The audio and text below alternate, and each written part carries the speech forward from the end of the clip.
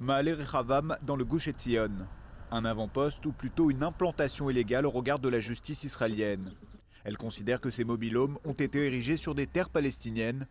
6 mois de protestation n'ont rien changé. Un ordre de démolition a finalement été transmis aux habitants. Mercredi matin, d'importantes forces de police et gardes-frontières ont encerclé la localité. Objectif, empêcher des militants nationalistes de s'approcher du secteur pour provoquer des affrontements.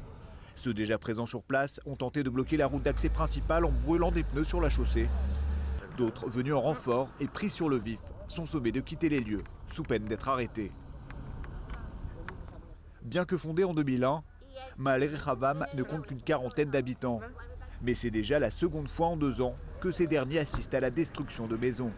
Beaucoup ressentent tristesse et colère. Ce n'est pas une question d'autorisation. Ici vivent des gens qui croient en la terre d'Israël et considèrent que leur place est ici. Ils veulent construire ici. Dans les villages arabes, on construit tout le temps sans autorisation et personne ne vient les évacuer. Il n'y a pas de justice.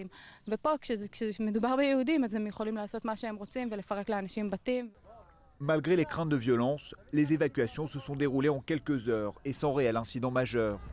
La résistance offerte par quelques irréductibles n'aura pas empêché les bulldozers d'achever leur travail.